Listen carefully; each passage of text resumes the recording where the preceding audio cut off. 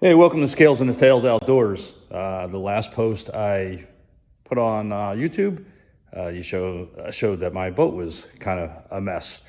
Well, as I said before, I'm doing an upgrade with some electronics this year, and some of the stuff came in. Not everything is here, but let me go over that real quick for you.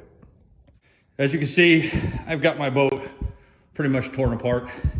Maybe overdone the installation part of this, but also gives me a chance to tighten everything up and also put dielectric grease on things to make sure I don't have corrosion issues. But with that being said, during this installation, since I'm going to use a Garmin for a live scope, as you can see, I've ordered the 1022 XSV system.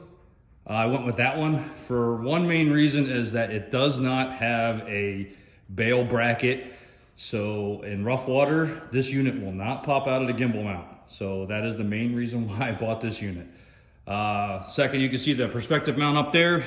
That is going to temporarily go on my trolling motor until my live scanner comes, which is an independent live scope operated foot control or key fob Wi-Fi controlled scanner system that I can use independently from my old trucks, which is particularly important to me fishing here in the rivers in Michigan, St. Clair, on spot lock. I can still sweep back and forth without having to readjust my position with my trolling motor.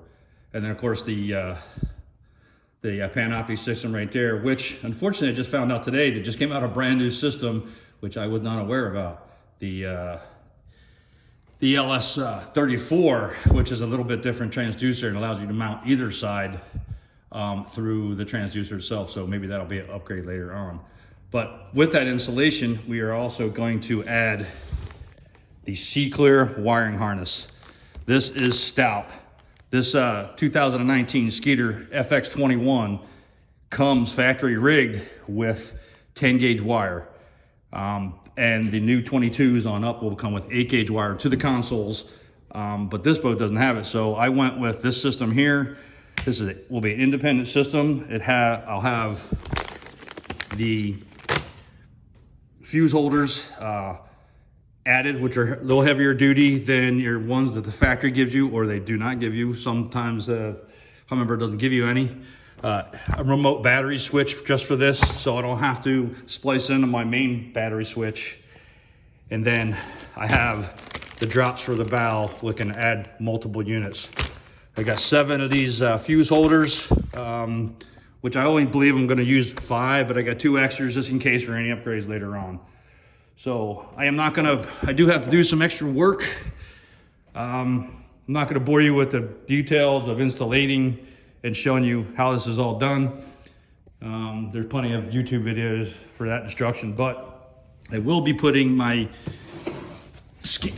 live scope box in this rod locker on the inside as far forward as I can. I will have to pull out the rod tubes to get to access the space.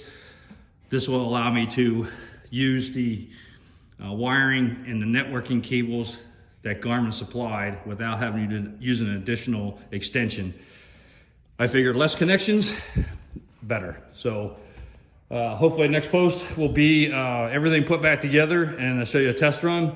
And then once that's completed and I get the live scanner, we'll do an on-water test and so on and so forth. Thanks.